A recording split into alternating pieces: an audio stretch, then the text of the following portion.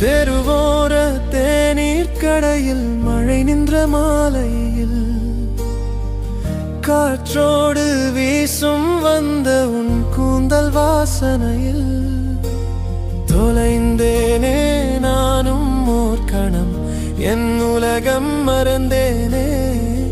உன் விழி பேசிய மௌனத்தில் புது கவிதை அறிந்தேனே.